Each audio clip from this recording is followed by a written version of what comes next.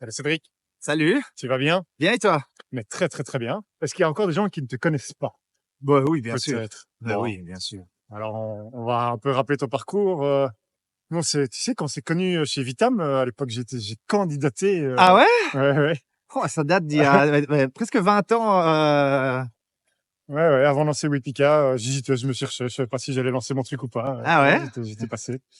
Et Vitam que tu as vendu qui était une agence web classique, enfin classique, Ouais, c'est un ouais, peu c'était une péjoratif, hein, on va agence utiliser un de, peu. c'est une agence de production de sites web. On faisait pas mal de newsletters. On a commencé, il n'y avait pas encore de réseaux sociaux, il n'y avait pas Ah encore non, non, d'applications bien sûr, tout mobiles. ça n'existait pas, ben, bien sûr. Ouais, ouais. Que tu as revendu à Polygon.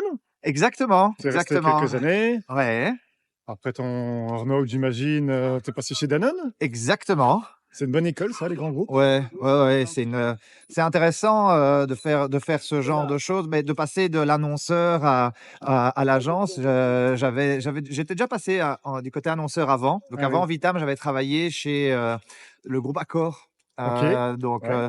tout ce qui est hôtellerie, mais aussi tout ce qui est ticket restaurant. Ouais. Et donc là, j'avais déjà fait annonceur, côté agence, annonceur. Et puis là, oui, j'ai fait 2 ans chez Danone pour développer le département digital du groupe, Ouais. arriver à mettre des process et intégrer le digital un peu plus dans le marketing au Qui, sens. à l'époque, devait encore être un beau challenge. Oui, oui, oui, mais c'est surtout dans des grands groupes comme ça, qui sont assez traditionnels, on va dire. C'est-à-dire que la TV a toujours été un canal important, tout ce qui est out of home, affichage et autres aussi. Et donc, trouver une place au digital, c'était quand même un challenge aussi. Et puis, l'intégrer dans le processus interne, c'est-à-dire comment est-ce qu'on pense digital, comment est-ce que on répartit les efforts entre le digital et on va dire le côté plus traditionnel, le offline. Maintenant, on est presque à l'inverse, non? Il y a des gens qui disent: «Hey, j'ai eu l'idée du siècle, si on faisait une campagne radio, ça existe encore». C'est pas faux, mais effectivement, on a des discussions sur le fait de dire que, la radio, c'est pas si cher que ça, Non, comparé à certains autres ça peut médias être et pas mal autres. local. Exactement, et ça vient à un moment différent, du moment de binge scrolling, Ouais. donc voilà, c'est une opportunité aussi. Et moi, j'ai jamais été un extrémiste du digital. Non. Donc c'est-à-dire que je suis pas là pour dire: «Il faut tout passer en digital», loin de là. Je pense qu'il faut s'intégrer de manière, pertinente dans la vie des gens, et c'est le mot, enfin, tous les mots sont importants. Pertinente et Oui, intégrée, c'est ça. donc pas bloquée et pas polluée. La bonne personne Heu, au bon moment avec le bon c'est ça, message. c'est ça. Et donc, effectivement, si j'écoute la radio, que j'ai une chouette, pub ou un chouette message, ça peut me faire marrer. Enfin, moi, je suis un peu un enfant de la télé. Ah oui. Mais là, devant la télé, l'avantage, c'est que les gens, ils ont leur smartphone et donc ils passent à l'action. Quand ils écoutent la radio, ils ont pas leur smartphone en Non, main. non, mais après, le but, c'est pas spécialement de passer à l'action, tu vois? Non, c'est vrai. Tu pourrais juste être là, présent, faire de la notoriété et dire que tu existes, expliquer. Moi, comme je dis, je suis un enfant de la télé. J'ai toujours adoré les pubs télé, vraiment. Ouais. Étonnamment, j'ai pas été vers ça, mais j'ai toujours adoré les pubs télé. C'est quelque chose qui m'a toujours fasciné. J'allais aux nuits des publivores et Mais des bien choses comme sûr, de ça. Jean-Marie Boursicot. Ouais, c'est ça. Et donc, ouais, On payait 80 balles pour ouais, aller pour regarder aller des voir des pubs pubs. toute la nuit. Ouais, ouais, mais voilà. Et donc ça, c'est quelque chose qui, je pense, a toujours été utile. Et enfin voilà, il y a eu de la À fond. créativité. Moi, je regarde plus jamais la télé et quand je retombe sur des pubs télé, chaque fois, je suis intéressé aux façons, sociologiques et démographiques, essayer de comprendre Ouais, c'est quoi la pub à l'heure actuelle à la télé, je suis toujours surpris, quoi. ouais. Je suis toujours surpris et donc là, on a fait un peu le début de ton parcours. Maintenant, tu as lancé Mountain View depuis, une quinzaine Oh, d'années, 12 dizaine 12 12 ans, ans, ouais, 12 ans, ouais, c'est ça. et donc là, vous faites plus de la On fait de strat, la on fait de toi? la ouais, on est vraiment un cabinet de consultance et d'accompagnement digital. Le but, ça a été, dès le départ, d'un moment dire, beh, avec le passage chez l'annonceur aussi, c'était à un moment de dire, et c'est assez difficile pour les annonceurs de faire des choix parfois sur, le rôle du digital et quoi dans le digital. Puisqu'on commençait déjà il y a 12 ans entre les réseaux sociaux, le mobile, l'emailing, heu, l'ensemble des vidéos et autres, d'un moment faire des choix. Dans quoi est-ce que je mets mon énergie? Dans quoi est-ce que je mets mon argent? Et souvent, ils se retrouvaient confrontés à des partenaires potentiels en externe, pardon, qui leur proposaient ce qu'ils savaient faire, ou en tout cas, voilà, ils disaient: «Ah, la solution à votre problème, c'est un nouveau site», ou là Ouais, parce qu'ils font des sites, ouais. ou Ouais, et ouais, c'est bah, pas oui. péjoratif, hein, Non, non, bah, mais tu sors les outils que tu c'est as dans ça. ta manche, quoi, Et hein. donc, parfois, ils disaient: «Ouais, mais moi, ça marche pas le digital, j'ai essayé ça 1 an et puis j'ai essayé ça 1 an et puis j'ai essayé ça 1 an» et en fait, beh, ouais, c'est peut-être pas la bonne méthode. C'est qu'à un moment, il faut avoir une stratégie. Alors maintenant, aujourd'hui, tout le monde parle de stratégie digitale. Il y a 12 ans, la stratégie digitale, c'était pas aussi présent qu'aujourd'hui. C'était Oh, plutôt réservé aux agences médias. oui, Les agences médias parlaient de stratégie digitale, mais ce qui était plus, en fait, de la stratégie média digitale. plutôt des ouais, ils planifiaient des campagnes et des Ouais, c'est budgets, ça, quoi, c'est mais ça. Alors qu'aujourd'hui, il nous pleut bien dessus quand même. Merci bah, à toi oh, moi, ça de me dérange m'accompagner pas. pendant cette balade. Bah, ça me dérange pas, je te fais découvrir le coin Ouais. donc mais aujourd'hui, quand on parle de stratégie digitale, l'idée, c'est plus d'être sur, un aspect de quels outils digitaux utiliser au sens large, qu'est-ce qu'on doit faire, en payant, en gratuit, en earned media, qu'est-ce que les gens vont dire, des reviews, des enfin bref, il y a toute une série de possibilités qui sont offertes et qui sont plus uniquement cantonnées aux paid media. Mais du coup, tu plus tu te vois plus comme un sociologue qui essaye de savoir ce que les gens ont envie et qu'est-ce qui va marcher? Ou tu es plus quelqu'un, un technicien qui a une suite d'outils et qui essaye de piocher celui qui correspondra le mieux à au client, J'avoue que moi j'adorerais, si je pouvais recommencer, je ferais enfin recommencer ma vie d'étudiant par exemple, je ferais des études en sociologie aujourd'hui. recommencer sa vie d'étudiant? Non, mais vraiment la sociologie, c'est vraiment un truc qui m'intéresse et c'est plutôt ça en fait. C'est que en soi les outils, qu'on ait un outil ou un autre, je pense que fondamentalement ça change pas grand-chose. Ce qui est intéressant et je commence vraiment tous mes conférences ou mes slides ou autres en général avec un slide qui dit que, une révolution, c'est pas quand les gens utilisent de nouveaux outils, c'est quand ils changent leurs habitudes. Et en fait, c'est vraiment ce changement d'habitude-là qui est intéressant. C'est de dire: «OK, mais pourquoi est-ce que les gens passent autant de temps sur Instagram et sur TikTok?» et fondamentalement, qu'est-ce qu'ils y cherchent? Pourquoi est-ce qu'ils prennent, ils allouent une si grande partie de leur temps dans la journée, alors qu'ils ont pas le temps de faire du sport ou ils ont pas le temps de faire d'autres choses, mais pourtant ils trouvent du temps pour faire ça? Et c'est que ça répond à un besoin. C'est pas uniquement pour «perdre du temps» entre guillemets. En tout cas, c'est oui, c'est pas le but premier, non. Et c'est ça. Et donc, c'est que ça répond à un besoin. Et moi, ce qui m'intéresse, c'est ce besoin-là. Ouais. C'est d'arriver à comprendre, si, la personne passe, quelques minutes ou quelques, dizaines de minutes sur Instagram, pourquoi et comment est-ce qu'on peut s'intégrer dans son parcours en étant un peu relevant? C'est-à-dire, pas juste être là avec le fait de dire, «Je vais faire de la pub», mais aussi avec, la volonté de, servir à quelque chose. Oui, C'est-à-dire d'avoir un contenu qui est un peu intéressant, qui correspond à ce qu'il cherche, qu'il aime bien consommer, dans le fond et dans la forme. pas que Et faire du bruit, ouais. ouais, c'est ça. Et ça, c'est le type de conseil et d'accompagnement qu'on va apporter. C'est-à-dire avoir une meilleure compréhension de je veux acheter un nouveau produit, mais comment est-ce que les gens font? Où est-ce qu'ils Ouais. vont chercher l'info? Quel temps ils prennent? Sur quelle plateforme? Qu'est-ce qu'ils recherchent? Du contenu par d'autres utilisateurs, des Donc de visuels, des reviews. définir des vrais personas, Ouais, pas c'est que ça. démographiquement, C'est mais ça. aller beaucoup plus loin. C'est C'est ça. En fait, vraiment c'est plus que des personas, en fait, c'est des profils, des habitudes et des choses comme ça. ouais. Tiens, on va peut-être faire demi-tour Ouais, là, il y aura des très, bruits de très bien. voiture. Ah et tu as l'impression que là, maintenant, on est dans un monde où les technologies changent et changent tellement vite que c'est ça la stratégie digitale, c'est trouver le bon nouvel outil? Ou finalement que les bases du marketing n'ont pas changé et finalement sont les mêmes depuis 2000 ans, Ouais, je pense que les bases du marketing n'ont pas changé fondamentalement. Honnêtement, quand j'en discute avec des gens qui travaillent là-dedans depuis plus longtemps que moi, c'est souvent ils vont dire: «Ah ouais, mais ça, c'est ce qu'on faisait il y a 20 ans, Ouais. quoi», tu vois? Moi, j'aime Heu, toujours bien dire que les outils ne font qu'amplifier le bouche-oreille. ouais, Que tout à fait. c'est Après, ce qui est intéressant de comprendre pour moi, c'est d'arriver à identifier, comment je vais dire ça? Les fondements. C'est-à-dire, OK, on peut avoir un nouveau réseau social qui sort demain. Pourquoi est-ce que les gens vont se mettre à le télécharger? Tu vois? On prend par exemple Blue Sky qui est sorti, dernièrement. Alors, tu as des effets d'annonce qui sont, «Ah ouais, le Blue Sky, l'outil qui va remplacer Twitter». Ouais, mais si on regarde fondamentalement aujourd'hui en Belgique, tu as quoi? Tu as 300 000-400 000 personnes qui sont vraiment actives sur Twitter. Donc tu as ouais, 1 000 000 de comptes, même créés 300 000-400 000, c'est déjà beaucoup, ouais. et mais c'est 300 000-400 000. Mais alors c'est qui ces 300 000-400 000? Ouais.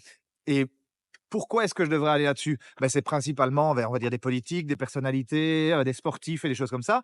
Si je suis une marque qui m'adresse pas du tout à ces gens-là, j'ai peut-être pas Non. intérêt à aller sur Twitter et l'avènement de Blue Sky m'intéresse peut-être moins. Mais Puisque par c'est juste un autre Twitter, quoi. ouais, c'est Il y a pas de ça, révolution, c'est ça. Mais de nouveau, le but, c'est d'arriver à comprendre ça. Si tu viens juste en disant, «Ouais, il y a un nouvel outil, il faut être dessus», ouais. en fait, ça a pas tellement d'intérêt, et c'est la même chose avec TikTok, avec, je prends l'exemple de l'intelligence artificielle. c'est sorti en octobre 2022, si je dis pas de bêtises. En janvier 2023, j'avais des discussions avec des gens qui disaient: «Ouais, mais dans 6 mois, tout le business a changé, les gens vont faire leurs recherches, Oui, sur ChatGPT et autres». Oui, ils vont le faire un jour, mais mais ça a changé vite quand même, hein. Mais c'est vrai que oui et non. dire que ça bouleverse toujours tout, Mais de nouveau, je pense que nous, on est aussi dans une bulle, dans un microcosme, ouais, on est des tech savvy, oui, oui. on l'utilise, mais cela dit, si je prends mon père, mes oncles, ils n'utilisent pas ChatGPT. Ah non? Ah bah tiens, moi je l'ai mesuré à ça, le succès de ChatGPT. C'est que chaque fois que je l'ai montré à quelqu'un, il est revenu en disant qu'il avait au moins utilisé quelques fois. Oui, mais ils ont une fois testé, ils ont une fois regardé, Ouais. mais ils n'ont pas fondamentalement encore changé leurs habitudes et Non, je dis non. pas que ça va pas arriver, hein, loin de là, Oui, mais oui, ça bouleverse pas le monde, il y a un temps. de tout le monde. Ouais, Ouais, ça c'est il y a clair. un temps et en fait, il faut arriver à comprendre ce temps et c'est Ouais, ça qui est intéressant dans le digital, c'est pas de se focaliser sur les outils, mais c'est d'arriver à comprendre, OK, qu'est-ce qui est un vrai changement? Qu'est-ce qui répond à quel besoin? Et de là, de pouvoir à un moment prendre des décisions et de pouvoir dire: «OK, mais tiens, pourquoi est-ce que les gens» je vais prendre l'exemple du e-commerce dans le retail classique. ouais, Pourquoi est-ce que les gens continuent à aller, au supermarché et qu'aujourd'hui, le e-commerce dans le retail classique, ça représente entre 4 et ouais. 6 des ventes, ça décolle pas? Non. Mais, je dis pas que j'ai la réponse, mais il y a plusieurs éléments de réponse qui sont intéressants, comme par exemple le fait qu'en Belgique, le réseau de magasins est très maillé et donc en fait, on a toujours un magasin proche de Une chez passe de soi. toute façon. Que l'expérience qui a été proposée jusqu'ici est pas dingue, Non. c'est-à-dire que on doit quand même aller de manière fastidieuse, aller voir, dans, toutes les pages, aller scroller et l'autre, alors que en fait, la manière dont les gens font leurs courses, ils passent de rayon en rayon, ils regardent ce Les qu'ils ont yeux, besoin. l'odeur, C'est ça. les envies de la Et semaine. donc en fait, c'est probablement l'expérience qui est pas aujourd'hui au rendez-vous. Non. C'est pas l'outil. L'outil, il permet de tout faire Oui, oui, aujourd'hui. oui, oui. Pourquoi est-ce que les gens se ruent pas dessus? Mais de nouveau, tout ça, c'est intéressant de comprendre et d'un moment faire des choix judicieux en disant: «Oui, OK, en fait, est-ce que ça va changer? Est-ce que ça va flipper dans les 6 mois? Ou est-ce que en fait, on est sur un temps long, qui va, nous permettre de nous adapter?» et peut-être pas dire, «Je fais un full bet aujourd'hui en disant: "On doit être là-dessus" et en fait, après, je vais mettre 5 ans à essayer de récupérer un peu, mon argent et mes BPI. Ouais, investissements». Voilà, c'est ce genre de choses-là qui sont moins sur le côté outil et qui sont plus sur le côté ouais. compréhension. Et quand tu dois analyser comme ça un client et son environnement, tu as un framework, tu as des outils que tu aimes bien, Ouais. tu as une méthodologie? Ouais, on utilise pas mal d'outils de design thinking, Ouais, pas mal d'outils et de réflexion et de workshop avec les clients. C'est-à-dire que nous, souvent, on va dire: «OK, nous, on apporte une partie de la connaissance qui est plutôt la connaissance de l'univers digital et des consommateurs, en partie, et puis eux vont amener une connaissance de leur métier». ouais. Et nous, notre rôle, c'est d'arriver à faire le pont entre ces 2 univers en disant: voilà, vous connaissez vos clients, pour ceux qui connaissent leurs clients, parce que ça arrive aussi, discuter avec des Ouais, gens qui n'ont pas une vraie clairement. vision, de leurs clients. Toujours difficile souvent, d'ailleurs, on a beaucoup de mal quand même à pitcher sa propre boîte et Ouais, à connaître, tout à c'est fait, compliqué, hein. tout à fait. Et surtout, en fait, ça, c'est le rôle après aussi. Notre rôle, c'est d'aligner tout le monde autour de la table sur la même vision de qui sont nos clients, quelle est notre valeur ajoutée, qu'est-ce qu'on veut leur vendre, pourquoi on veut leur vendre, comment on veut leur vendre et comment est-ce qu'on applique ça au digital. Et de là, ouais, tu as des outils de design thinking, mais tu vas avoir aussi pas mal de sources de données, heu d'interviews sociologiques et autres, même démographiques et des outils qui nous permettent d'identifier, comment les gens se comportent sur tel sujet ou autre et tout ça, ça va nous permettre de nourrir la conversation et le travail et à un moment de faire des choix en disant: «On peut pas toucher tout le monde». Ça, c'est aussi le mythe de, Ah «C'est oui, qui vos clients?» «Tout le tout le monde». monde. Non, en fait, c'est pas tout le monde. L'impression qu'ils vont se limiter, qu'ils vont gagner moins parce qu'ils ciblent Ah plus ouais, précisément. Ça, c'est c'est, ça. Et donc oh, en fait, le l'enjeu combat d'une fille de ouais, marketeur, ça. l'enjeu, c'est à un moment de dire: «OK, mais qui sont les cibles prioritaires et où est-ce qu'on va mettre les efforts pour arriver à être pertinent pour ces gens-là, plutôt que d'être pas pertinent pour tout le monde?» Ouais. Tu as parlé 2 fois de design thinking, je sais pas si c'est connu de tout le monde, tu pourrais un peu le donc populariser par IDEO, Ouais, tout à fait. Mais il y a plein de variantes et autres, mais le design thinking, c'est une méthodologie d'une certaine manière qui permet qui commence par vraiment par le côté, empathie. C'est vraiment le côté se mettre à la place de et aussi ne pas faire des projets qui sont, pharaoniques, dès le départ, mais ouais, d'arriver à petit lean, cibler ouais, c'est ça, cibler, heu, les priorités, cibler, le bénéfice qu'on va apporter, cibler le problème qu'on veut solutionner. OK. Et donc, en fait, c'est toute une série de travaux et de workshops et d'ateliers qui permettent assez rapidement d'identifier plus clairement qui sont mes clients, quels sont leurs problèmes, à quels problèmes on veut répondre et comment est-ce qu'on va y répondre de manière assez rapide, sans enclencher une grosse usine à gaz, Ouais. pour avoir des premières solutions qu'on va pouvoir tester OK. et très rapidement avoir un retour qui permet de dire: «Beh, tiens, ça paraît prendre, ça prend moins, mais on va creuser cette dimension-là, ou on va creuser cette dimension-là». Donc tu vois d'office ça, tu vois, comme un accompagnement long terme? Oui et non, parce que notre rôle, c'est aussi d'aider les clients à internaliser cette compétence. Ah OK. C'est-à-dire, d'un moment, pouvoir, systématiser ce genre de réflexion et pas être uniquement un job qu'on fait à un moment sur le Oui. côté et puis Ouais, derrière, on met ça dans un tiroir et on l'utilise plus. C'est quelque chose qui va devenir structurel et structurant, chez le client. c'est ça. Tu veux encore faire un petit demi-tour? Je sais pas, j'hésite. Allez, vite fait. Mais je dois te libérer parce que tu as Ouais. une autre, de tes activités, c'est prof. Oui, tout à fait. Ouais, après j'ai la chance de donner depuis quelques années, pas mal de cours. Justement, moi je donne plutôt cours dans executive education. Donc OK. c'est vraiment, pour Ouais. des gens qui travaillent et qui veulent venir creuser certains sujets. Ouais. Et je trouve ça hyper intéressant, hyper enrichissant parce que, le territoire de la classe, enlève pas mal de barrières que tu n'as pas, enfin que tu as en l'occurrence, quand tu rencontres les clients dans une relation professionnelle. Oui. Dans la classe, dans le cours, tout le monde On enlève un peu son manteau, on a le droit de se son tromper. armure. Ouais, on a le droit de se tromper, on pose les questions qu'on n'ose parfois pas poser. On n'a pas toujours les interlocuteurs à qui poser les questions non plus. On se confronte à d'autres personnes qui ont le même genre de rôle et on échange et donc c'est vraiment une autre dynamique que j'apprécie Ouais, particulièrement, ouais. dans ce cadre-là. Chouette. Génial. Eh ben, tout grand merci pour, cette Avec plaisir. interview. Les gens qui veulent te trouver, où est-ce qu'on les envoie? Oh, LinkedIn, c'est le plus simple, hein, sur LinkedIn, Cédric Coderlier, ils trouveront, Le lien facilement. sera là. Et profitez-en pour faire un petit like ou partager ou vous abonner à la chaîne. Un grand merci. Merci à toi. C'est avec plaisir.